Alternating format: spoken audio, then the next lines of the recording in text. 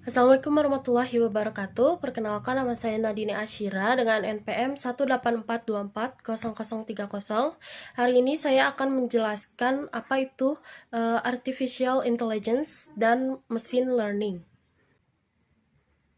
Apa itu AI atau Artificial Intelligence? AI ini adalah teknologi yang membuat komputer atau mesin bisa meniru kecerdasan manusia. Misalnya dapat mengidentifikasi dan memverifikasi wajah manusia dari foto atau video secara otomatis, seperti pada fitur unlock smartphone atau tag foto di media sosial. Lalu AI juga memungkinkan terjemahan instan antara bahasa dengan akurasi tinggi, membantu komunikasi global tanpa hambatan bahasa.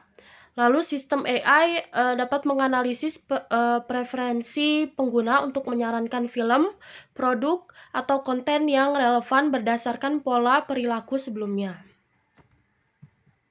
Lalu apa itu machine learning? Machine learning ini bagian dari AI yang dapat membuat komputer bisa belajar dari data dan pengalaman tanpa harus diprogram satu persatu secara detail. Definisi dari machine learning ini adalah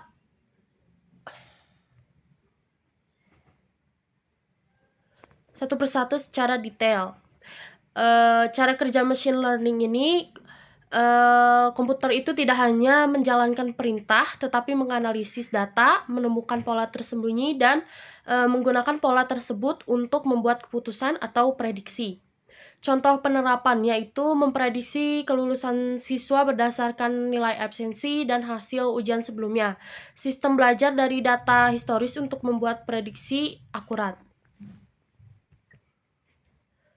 Lalu fungsi utama machine learning ini ada 3: menganalisis data dalam jumlah besar secara efisien dan akurat untuk menemukan insight yang sulit dilihat secara manual. Lalu untuk menemukan pola dalam data seperti pola yang tersembunyi, korelasi, dan tren dalam dataset yang kompleks untuk menghasilkan pemahaman mendalam. Lalu juga dapat membuat prediksi tentang kejadian masa depan atau hasil yang belum diketahui dengan tingkat akurasi tinggi. Jenis prediksi dalam machine learning yaitu ada regresi, digunakan ketika hasil prediksi berbentuk angka atau numerik.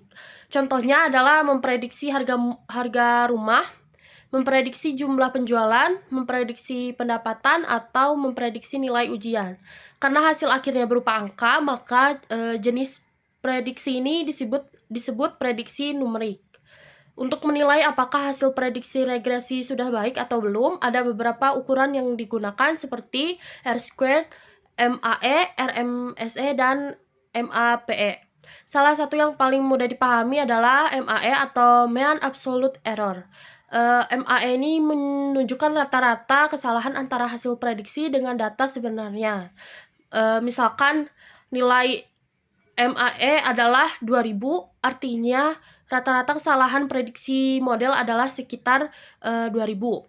Jika model memprediksi hasil sebesar 7.500, maka kemungkinan nilai sebenarnya bisa berdasarkan di sekitar 505.000 sampai 9.500. Bisa berada di sekitar 5.500 sampai 9.500. Semakin kecil nilai MAE, maka hasil prediksi biasanya semakin baik. Namun, nilai R-squared yang tinggi tidak selalu menjamin bahwa model benar-benar bagus. Karena evaluasi regresi sebaiknya dilihat dari beberapa ukuran, bukan hanya satu ukuran saja.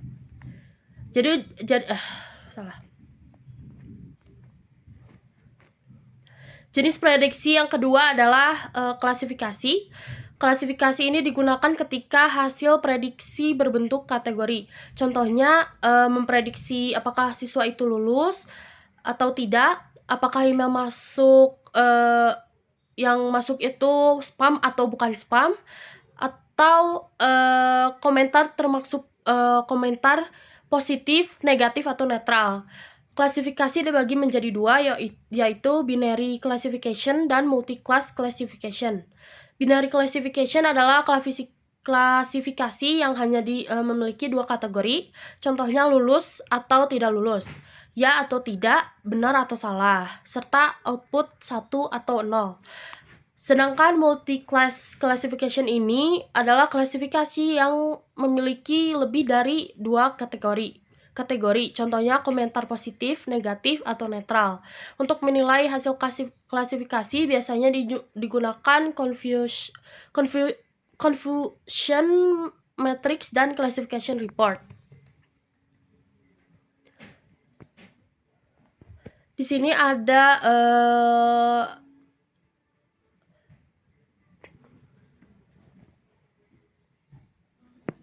lalu selanjutnya untuk mengukur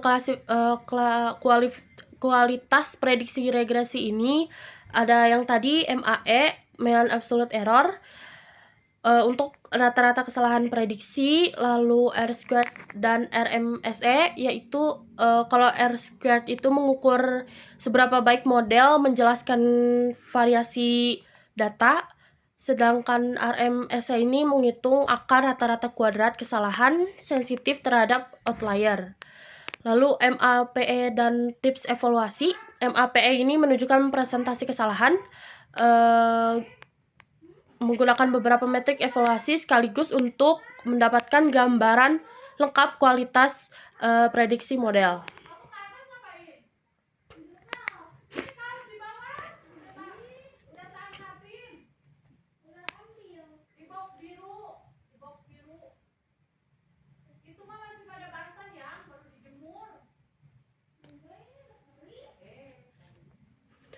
Lalu, apa itu confusion matrix? Confusion matrix adalah tabel yang digunakan untuk melihat apakah hasil prediksi model sudah benar atau masih salah. Dalam confusion matrix ini ada 4 istilah penting, yaitu true positif atau TP, terjadi ketika data sebenarnya positif dan model juga memprediksi positif. Lalu yang kedua, true negatif atau TN, terjadi ketika data sebenarnya negatif dan modelnya juga memprediksi negatif. Lalu false positif atau FP, terjadi ketika data sebenarnya negatif tapi model memprediksi positif. Lalu yang terakhir false negatif atau FN, terjadi ketika data sebenarnya positif tetapi model memprediksi negatif.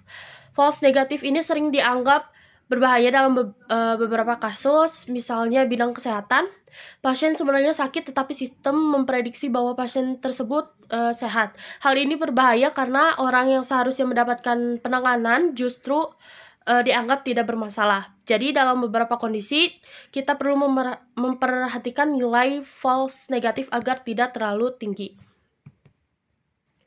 Lalu classification report.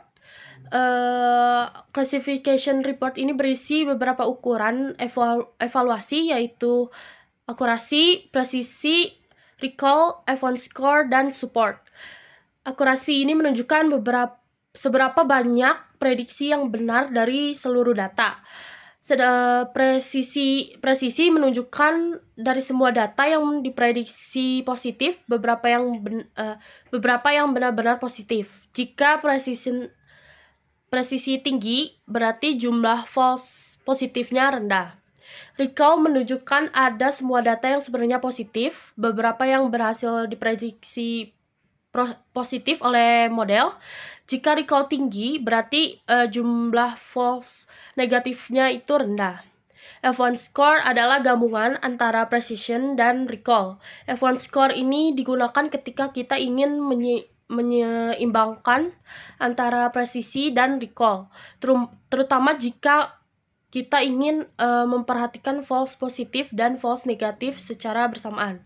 Kemudian ada support. Support menunjukkan jumlah data pada setiap kategori. Support penting karena dapat menunjukkan apakah data yang digunakan seimbang atau tidak. Lalu selanjutnya ada imbalance data. Dalam klasifikasi ada masalah yang sering terjadi, yaitu imbalance data ini. balance data adalah kondisi ketika jumlah data pada satu kategori jauh lebih banyak dibanding kategori lainnya. Contohnya ada 900 data siswa lulus dan hanya 100 data siswa tidak lulus. Jika model terlalu sering memprediksi lulus, hasilnya itu mungkin terlihat bagus, padahal model belum tentu bisa mengenali siswa yang sebenarnya tidak lulus. Untuk mengatasi imbalance data ini, ada dua cara, yaitu oversampling dan undersampling. Oversampling itu menambahkan jumlah data pada kategori minoritas agar lebih seimbang dalam kategori mayoritas. Sedangkan undersampling adalah mengurangi jumlah data pada kategori mayoritas agar jumlahnya ini lebih seimbang dengan kategori minoritas. Jadi kesimpulannya adalah AI ini teknologi yang membuat komputer dapat meniru kecerdasan manusia.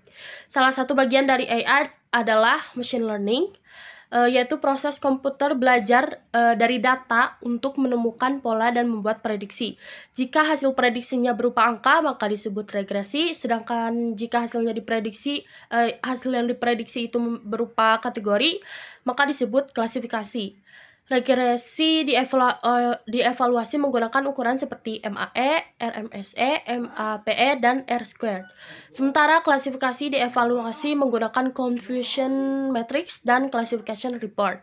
Dengan memahami konsep ini, kita dapat mengetahui bagaimana machine learning bekerja dan bagaimana cara menilai apakah hasil prediksinya itu sudah baik atau masih perlu diperbaiki. Sekian dari saya. Wassalamualaikum warahmatullahi wabarakatuh.